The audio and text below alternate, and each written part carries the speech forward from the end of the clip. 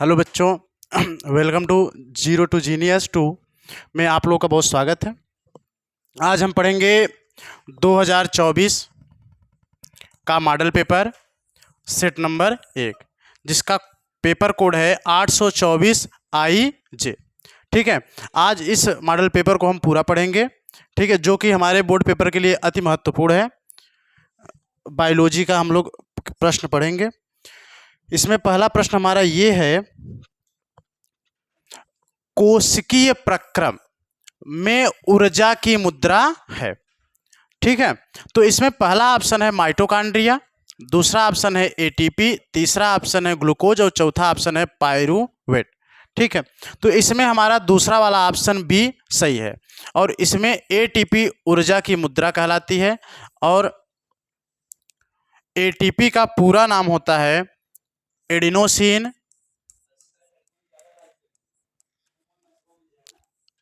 Triphosphate.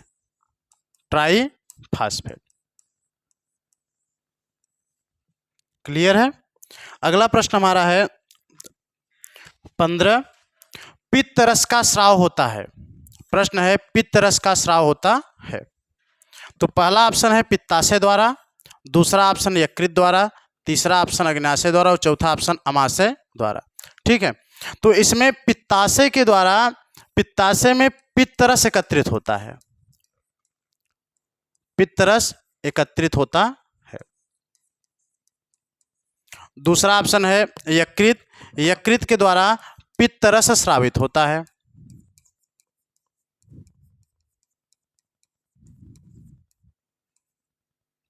और तीसरा option है अग्न्याशय, अग्न्याशय से अग्न्याशयी रस स्रावित होती है।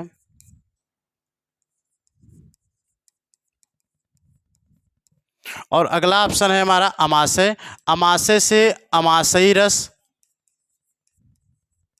स्रावित होता है। ठीक है, तो इसमें हमारा ऑप्शन नंबर जो बी है वो क्या है, सही है। यकृत द्वारा, यकृत द्वारा पित्तरस का क्या होता है, स्राव होता है।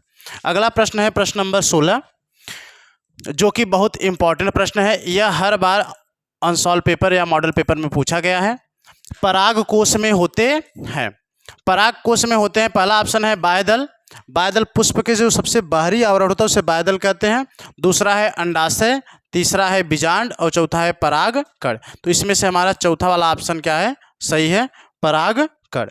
ठीक है, अगला प्रश्न हमारा है 17, पत्तियों पर कलियां विकसित होती हैं। तो पहला है पुदीना में, पुदीना में क्या होता है कि जड़ों के द्वारा नए पादप का क्या होता है, निर्माण होता है। दूसरा है आलू द्वारा, इसमें तना के द्वारा होता है। अगला आता है ब्रायोफिल्म, ब्रायोफिल्म में क्या होता है, पत्तियों के द्वारा क्या होता है, नए पादप का निर्माण। और इनमें से सभी, ये ऑप्शन हमारा गलत है, ये ऑप्शन गलत है, ये ऑप्शन गलत है और ये वाला ऑप्शन, ऑप्शन नंबर सी क्या है, सही है। ठीक है बच्चों, क्लियर है। अगला हमारा प्रश्न है एक लिंगी पुष्प का उदाहरण है। तो पहले जान लेते हैं एक लिंगी पुष्प किसे कहते हैं। एक लिंगी पुष्प वह पुष्प जिसमें नर जनन अंग तथा मादा जनन अंग दोनों उपस्थित होते हैं, उसे क्या कहते हैं, द्विलिंगी पुष्प। क्या कहते हैं उसे, द्विलिंगी पुष्प। और जिसमें कोई एक उपस्थित होता है, या तो नर जनन अंग या तो मादा जनन अंग।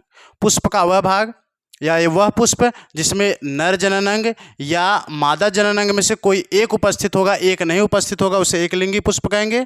और जिसमें दोनों उपस्थित होगा उसे क्या कहेंगे, द्विलिंगी पुष्प। ठीक है, अब पुष्प का जो नर जनन अंग होता है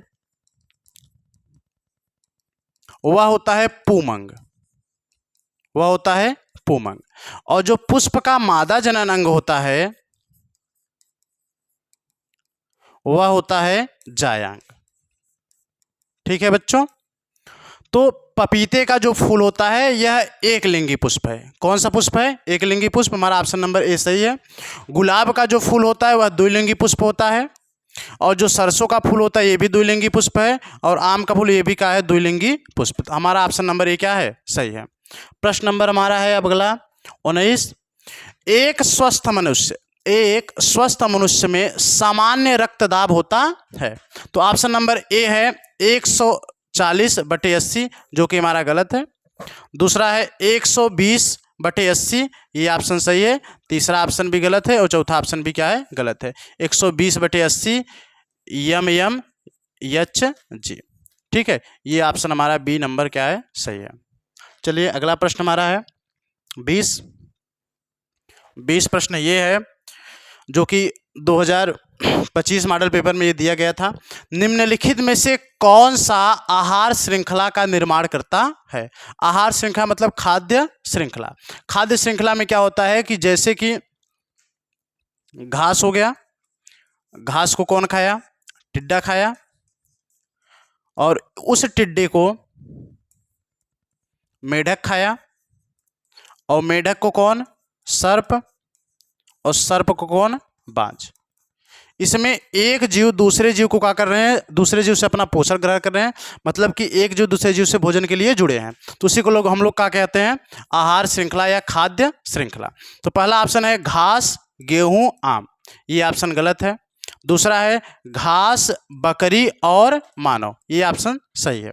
तीसरा ऑप्शन है बकरी, गाय और हाथी, ये भी गलत है। और चौथा ऑप्शन घास, मछली और बकरी, ये भी ऑप्शन क्या है? गलत है। ऑप्शन नंबर बी क्या है? सही है।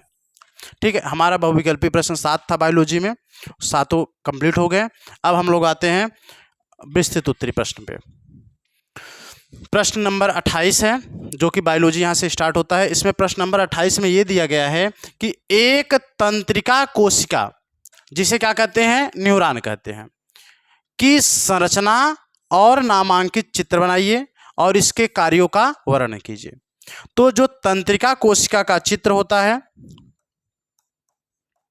तंत्रिका कोशिका, इसका चित्र यहाँ पे बनाया गया है।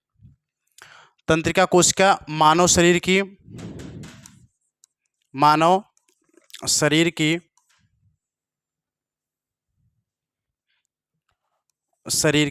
सबसे लंबी कोशिका होती है, सबसे लंबी कोशिका होती है। पहली बात ये है, और दूसरी बात ये है कि इसमें विभाजन नहीं होता है, इसमें विभाजन की क्षमता नहीं होती है। यह कोशिका अगर एक बार नष्ट हो जाती है तो वह फिर से निर्माण नहीं होती है। ठीक है, तो तंत्रिका कोशिका का ये चित्र था। इसके कार्यों को हम लोग पढ़ेंगे। तो इसके कार्य, चलिए ध्यान से देखिए। तंत्रिका कोशिका के कार्य इसका पहला ये है, यह मानव शरीर में सभी ऐच्छिक और अनैच्छिक क्रियाओं का नियंत्रण करती है।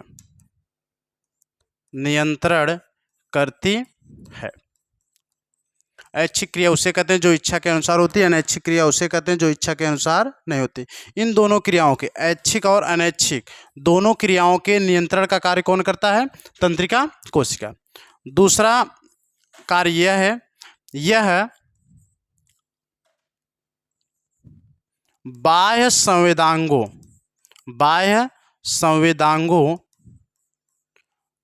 संवेदना वाले अंग जैसे कि आँख, कान, जीभ आदि,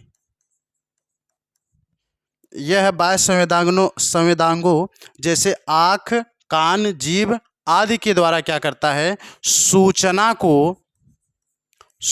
को इकट्ठा करता है। दूसरा कार्य कंप्लीट। क्लियर है सबको?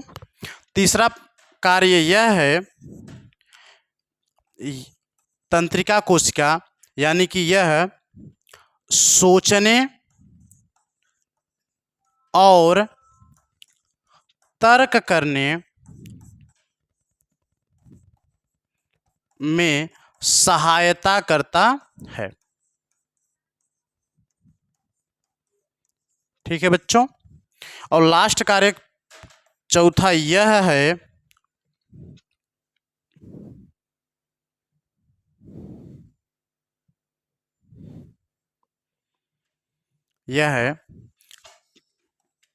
यह प्रतिवर्ती क्रिया।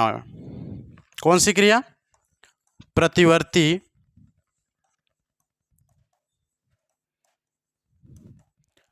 क्रिया का नियंत्रण करती है। प्रतिवर्ती क्रिया का नियंत्रण करती है। प्रतिवर्ती क्रिया उसे कहते हैं जो अचानक होने वाली क्रिया होती है, जैसे स्वादिष्ट भोजन का देखते ही मुंह में लार का आना, कांटा चुभते ही झटके से पैर का ऊपर की ओर उठ जाना, छींकना, खांसना आदि। ठीक है, चलिए ये हमारा प्रश्न हुआ कंप्लीट।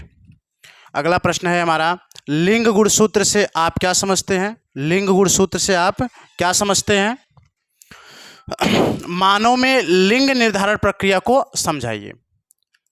ठीक है, तो हम लोग चर्चा करते हैं पहले लिंग गुणसूत्र किसे कहते हैं।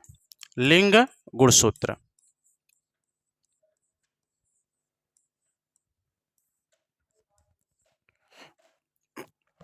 वह गुणसूत्र जो लिंग के निर्धारण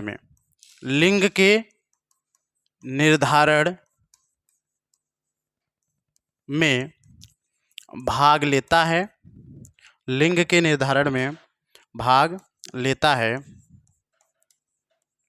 उसे लिंग गुणसूत्र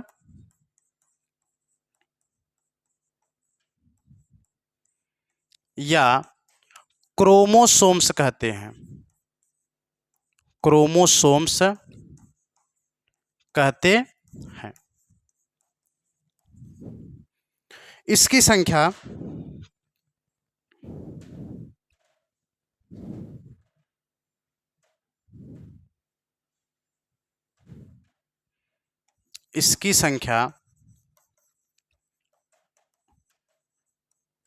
नर एवं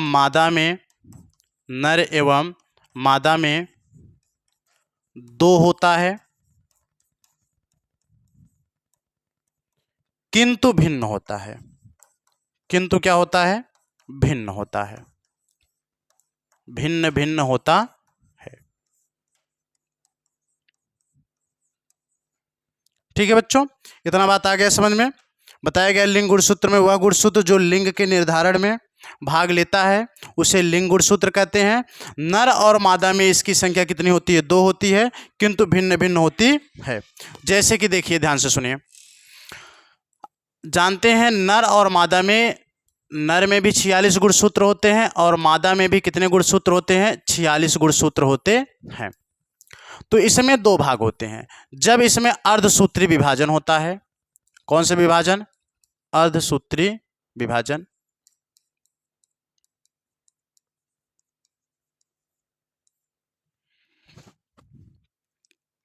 तो 22 + x और 22 + y अलग हो जाते हैं।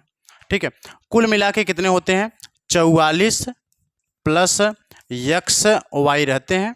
जब इसमें क्या होता है? विभाजन होता है, तो जो 44 को कहते हैं अलिंग गुणसूत्र,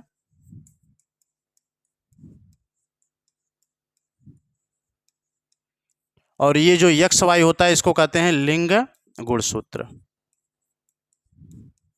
और जब अर्धसूत्री विभाजन होता है तो दोनों में से क्या होते हैं? आधे आधे बढ़ जाते हैं। 44 का आधा हो जाता है, 22 अलग हो जाता है, और जो x y में से है एक x अलग हो जाता है और एक y क्या हो जाता है? अलग हो जाता है। ठीक इसी प्रकार मादा में भी क्या होता है?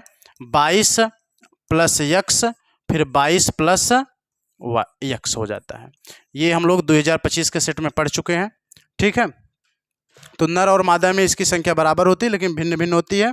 बताया गया नर में क्या होता है यक्स वाई और मादा में क्या होता है यक्स यक्स। हमें बस इतना ही समझना है। ठीक है, अब हम लोग पढ़ते हैं। उसमें प्रश्न में ये दिया गया था, ध्यान से देखिए।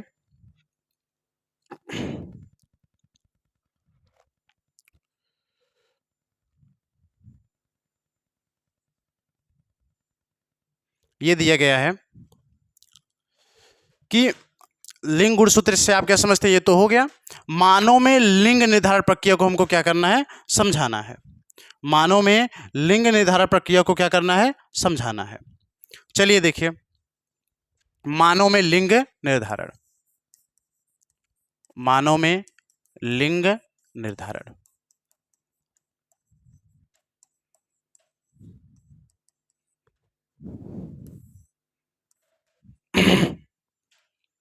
मानव में जो लिंग निर्धारण होता है यह मेंडल के नियम के अनुसार होता है।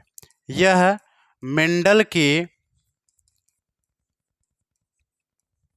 नियम के अनुसार होता है। अनुसार होता है। मेंडल के नियम के अनुसार इसलिए होता है क्योंकि नर में जो गुणसूत्र होते हैं 46 होते हैं और मादा में भी कितने गुणसूत्र होते हैं, 46 होते हैं। लेकिन जब ये दो भागों में बढ़ते हैं 44 प्लस यक्स वाई, और ये भी दो भागों में बट जाते हैं 44 प्लस यक्स यक्स। ठीक है, तो बताया जाता है कि नर में यक्स वाई गुणसूत्र पाए जाते हैं और मादा में क्या पाए जाते हैं, यक्स यक्स गुणसूत्र। चलिए आगे देखते हैं, इसमें क्रॉस कराते हैं नर और मादा। नर में बताया गया कि कुल 46 गुणसूत्र होते हैं। कितने गुणसूत्र होते हैं, 46। इन 46 में दो भाग होते हैं। कितने भाग, दो भाग, 22 प्लस यक्स और 22 प्लस वाई। ठीक इसी प्रकार इसमें भी दो भाग होते हैं, 22 plus x x, 22 plus x और 22 प्लस यक्स।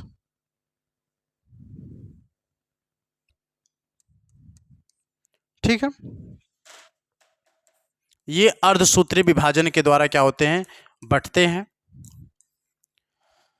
अब जब नर का यक्स गुणसूत्र वाला शुक्राणु मादा के किसी भी गुणसूत्र से, चाहे इस वाले यक्स से चाहे इस वाले यक्स वाले गुणसूत्र से संलयित होता है, तो 22 यहाँ पे है, 22 यहाँ पे है, मिलाकर कितना हो गया 44 प्लस यहाँ पर यक्स है और यहाँ पे भी क्या है, यक्स है, तो 44 प्लस यक्स यक्स बन गया।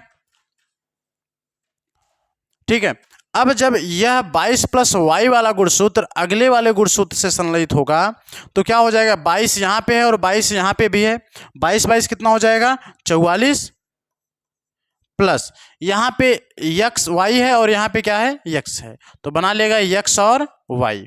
ठीक है, तो 44 प्लस यक्स यक्स जो गुणसूत्र है यह यही है, 44 प्लस यक्स वाई और यहाँ पे क्या है 44 प्लस यक्स यक्स। ठीक है, तो यह इसकी भांति दिख रहा है एक और एक इसकी बात, तो 44 प्लस यक्स यक्स जो आ रहा है तो यह उत्पन्न संतान क्या हो जाएगी, लड़की, और यह उत्पन्न संतान क्या हो जाएगा, लड़का। ठीक है, तो किसी भी मानव में लिंग के निर्धारण के लिए जो जिम्मेदार होता है वह होता है नर का लिंग गुणसूत्र यक्स वाई। ठीक है, मादा का इसमें कोई भी निश्चित नहीं होता क्योंकि मादा समयुग्मजी होती है और जो नर होते हैं वो क्या होते हैं, विषमयुग्मजी। अगला प्रश्न हमारा है, उत्पादक तथा उपभोक्ता में 4 अंतर लिखिए। उत्पादक तथा उपभोक्ता में कितने अंतर लिखिए, 4 अंतर लिखिए। पहले देख लेते हैं उत्पादक किसे कहते हैं। उत्पादक उसे कहते हैं जो अपना भोजन स्वयं बनाते हैं, जो अपना भोजन स्वयं बनाते हैं, स्वयं बनाते हैं, उसे हम लोग उत्पादक कहते हैं। और हाँ, उसे ही हम लोग क्या कहते हैं, स्वपोषी जीव भी कहते हैं। और जो अपना भोजन स्वयं नहीं बनाते हैं, भोजन के लिए दूसरे जीव पर निर्भर रहते हैं या दूसरे के भोजन को छीन कर ग्रहण करते हैं, उसे क्या कहते हैं, उपभोक्ता कहते हैं। ठीक है। और जो समस्त जो पादप पाए जाते हैं वो क्या होते हैं, उत्पादक में आते हैं। और जो जंतु होते हैं वो किस में होते हैं, उपभोक्ता में। ठीक है। तो इसमें हम लोग अंतर पढ़ेंगे। 2 कॉलम बनाते हैं, एक तरफ लिखेंगे उत्पादक और एक साइड लिखेंगे क्या, उपभोक्ता।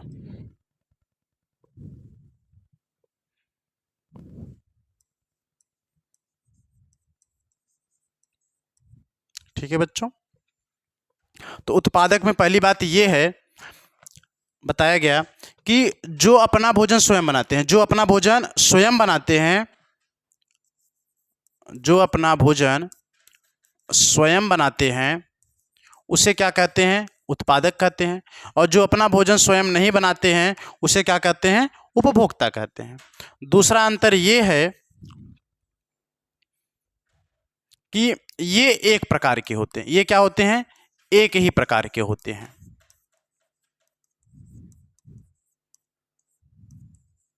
और ये क्या होते हैं, प्रथम, द्वितीय और तृतीय श्रेणी के होते हैं। और कौन श्रेणी के होते हैं, तृतीय श्रेणी के उपभोक्ता होते हैं। ठीक है बच्चों। जो हमारा तीसरा अंतर है, तीसरा अंतर ये है, सभी पादप उत्पादक होते हैं। क्या होते हैं, उत्पादक, अपना भोजन स्वयं बनाते हैं। और सभी जंतु उपभोक्ता होते हैं। क्या होते हैं, उपभोक्ता। सभी जंतु उपभोक्ता होते हैं जो अपना भोजन स्वयं नहीं बनाते हैं, भोजन के लिए क्या करते हैं, दूसरे जीव पर निर्भर रहते हैं। और जो चौथा अंतर यह है कि जो उत्पादक होते हैं ये सूर्य के प्रकाश, सूर्य के किरण ऊर्जा को स्थितिज ऊर्जा में, कौन सी ऊर्जा में, स्थितिज ऊर्जा में बदलकर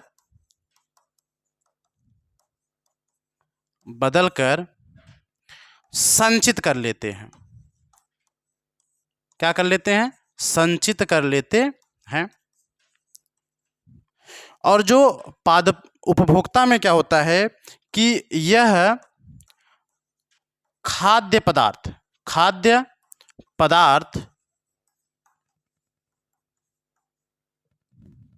पदार्थ में जो स्थितिज ऊर्जा होती है, स्थितिज ऊर्जा होती है, उसका उपयोग, स्थितिज ऊर्जा का उपयोग गतिज ऊर्जा में करते हैं, गतिज ऊर्जा में करते हैं। इतना आ गया सबको, क्लियर है बच्चों। ये हो गया उत्पादक और उपभोक्ता में अंतर। सभी अंतर एक एक नंबर के हैं। कुल मिला के टोटल कितने मार्क्स हैं, 4 मार्क्स के हैं। अगला प्रश्न है हमारा, मानव हृदय के अनुदैर्ध्य काट का नामांकित चित्र बनाइए और इसकी सहायता से मानव चित्र बनाइए और मानव हृदय की संरचना का क्या करिए, वर्णन कीजिए। आप बच्चों को, आप लोगों को क्या करना है, इसका एक चित्र बनाना है हृदय का। यहाँ पे है मनुष्य के हृदय का क्या है, चित्र है, चित्र बनाना है। और फिर क्या करना है, इसके बारे में क्या करना है, वर्णन करना है। ठीक है। तो पहले हम लोग क्या कर लेते हैं, वर्णन कर लेते हैं मानव के हृदय का। जो हृदय होता है यह वक्ष गुहा में स्थित होता है। कहाँ स्थित होता है, वक्ष गुहा में। जो फेफड़े के नीचे डायाफ्राम पाया जाता है उसके नीचे वाले भाग को कहते हैं हम लोग उदर गुहा, और डायाफ्राम के ऊपर वाले भाग को क्या कहते हैं, डायाफ्राम के ऊपर वाले भाग को क्या कहते हैं, वक्ष गुहा। तो जो वक्ष गुहा होता है, इसी वक्ष गुहा में दोनों फेफड़ों के बीच, दोनों फेफड़ों के बीच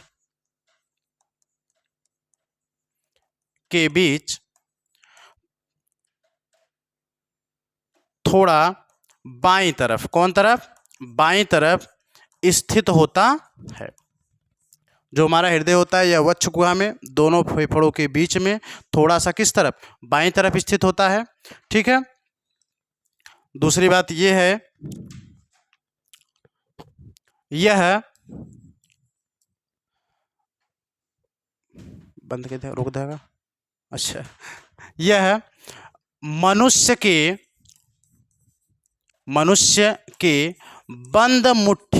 बंद मुट्ठी के आकार का होता है।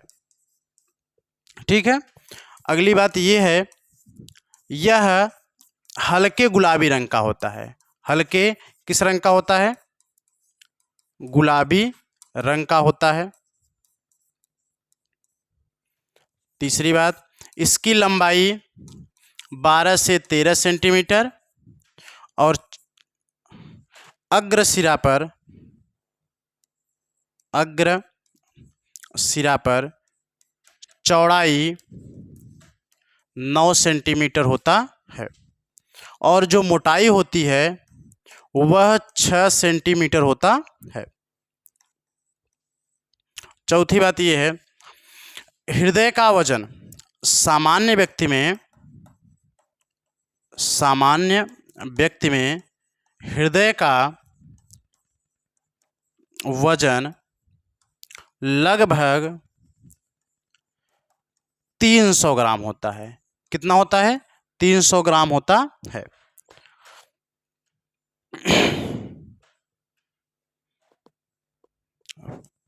पांचवा, हृदय के चारों तरफ दोहरी झिल्ली, चारों तरफ से दोहरी झिल्ली से क्या होता है? घिरा होता है। यानी कि चारों तरफ से दोहरी झिल्ली से क्या होता है? ढका होता है, जिसे क्या कहते हैं? जिसे हृदयावरण कहते हैं। क्या कहते हैं? हृदयावरण कहते हैं। ठीक है बच्चों। आगे है, इस हृदयावरण में लसलसा तरल पदार्थ भरा होता है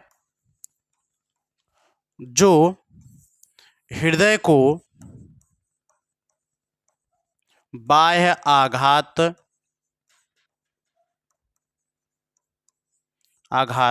से बचाता है। ये था हमारा क्या? हृदय की संरचना का वर्णन। ठीक है। और चित्र बना लीजिएगा बच्चों, यहाँ पे चित्र है, चित्र बना लीजिएगा और वर्णन कर दिए हैं। अगला प्रश्न हमारा है जो कि अंतिम प्रश्न है। इसमें 2 प्रश्न दिए गए थे 6-6 नंबर का, एक करवा चुके हैं। हृदय के बाह्य संरचना का चित्र बनाना था और उसका वर्णन करना था। ठीक है। और अथवा में दिया है मानव के मादा जनन तंत्र का सचित्र वर्णन कीजिए। 6 नंबर का है, दोनों में से किसी एक को करना है। अगर आप पहला वाला कर रहे हैं तो दूसरा वाला नहीं करना है, दूसरा वाला किए हैं तो पहला वाला नहीं करना है। ठीक है। और इसमें चित्र भी बनाना ही पड़ेगा, क्योंकि आपको जो बायोलॉजी का प्रश्न आएगा उसमें चित्र जरूर ही बनाना पड़ेगा 6 नंबर में। ठीक है। तो मानव के मादा जनन तंत्र का सचित्र वर्णन, ये है मानव के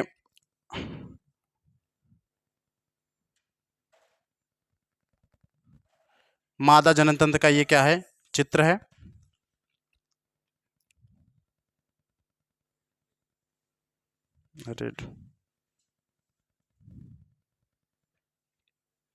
अब हम पढ़ेंगे मानव के मादा जनन तंत्र का क्या करना है, चित्र पढ़ना है।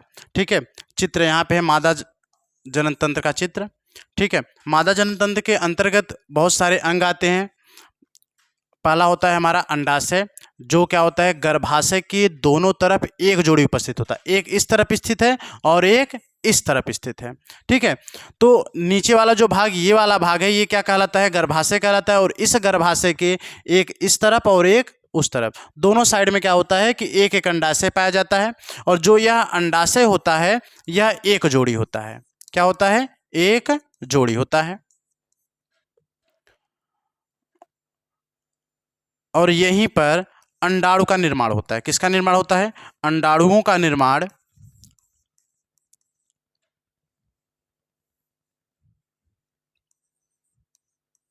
अंडाणु का निर्माण इसी अंडाशय में होता है। अगली बात यह है कि जो अंडाशय होता है, इस अंडाशय से प्रोजेस्टेरॉन तथा एस्ट्रोजन नामक हार्मोन्स स्रावित होते हैं। ठीक है, इसी में दिया गया है अंडवाहिनी, ग्रीवा और योनि। हम लोग इसके बारे में पढ़ेंगे, जितने भी पार्ट इसमें भाग दिए हैं उन सब का वर्णन कर लेंगे और क्या कर लेंगे, चित्र बना लेंगे। ठीक है, चलिए।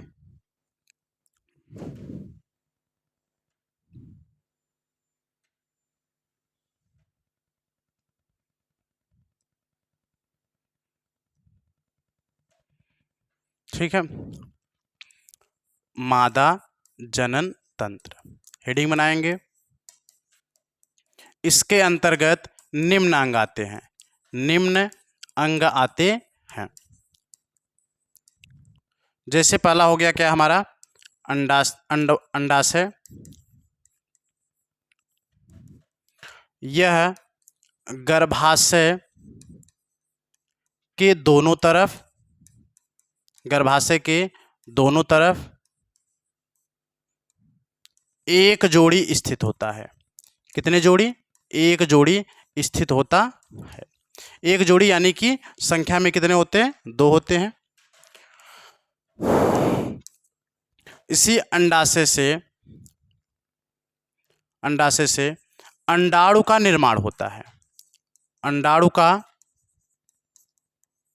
निर्माण होता है, और इसी अंडाशय से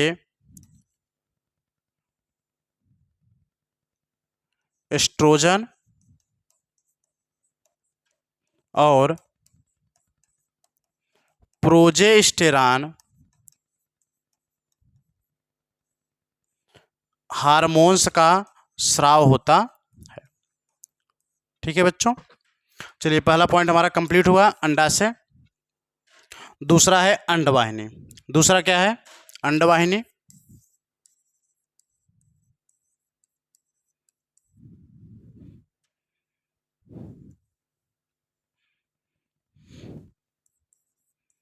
अंडवाहिनी।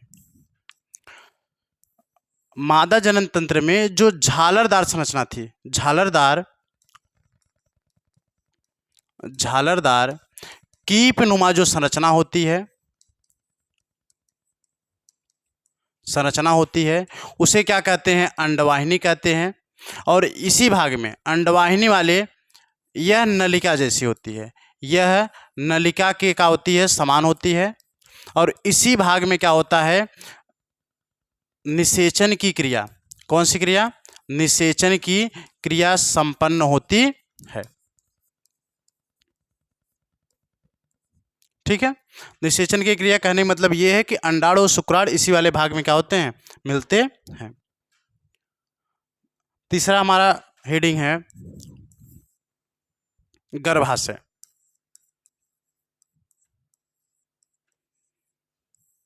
ठीक है, हमें 3 नंबर का, इस प्रश्न में 3 नंबर का लिखना है, और 3 नंबर का क्या दिया गया है? चित्र दिया गया था। तो गर्भाशय में बताया गया कि अंडवाहिनी दोनों तरफ से, अंडवाहिनी दोनों तरफ से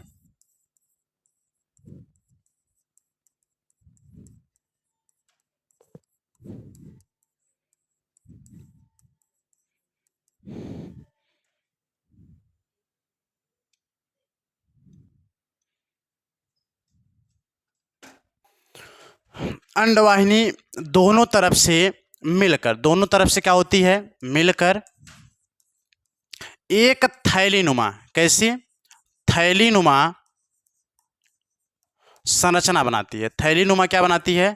संरचना बनाती है। और उसी संरचना को हम लोग क्या कहते हैं? गर्भाशय कहते हैं। ठीक है। इसकी लंबाई होती है 7 सेंटीमीटर। इसकी जो चौड़ाई होती है वह होती है 5 सेंटीमीटर। और जो इसकी मोटाई होती है वह कितनी होती है? 3 सेंटीमीटर। ठीक है, गर्भाशय हमारा कंप्लीट हुआ। अगला हमारा टॉपिक है, मतलब अगला हमारा हेडिंग है चौथा, योनि। ठीक है, गर्भाशय का जो अंतिम भाग होता है, गर्भाशय का अंतिम भाग, गर्भाशय का अंतिम भाग क्या कहलाता है? योनि कहलाता है। यह 7 से 10 सेंटीमीटर क्या होता है? लंबा होता है। आज हमारा बच्चों सेट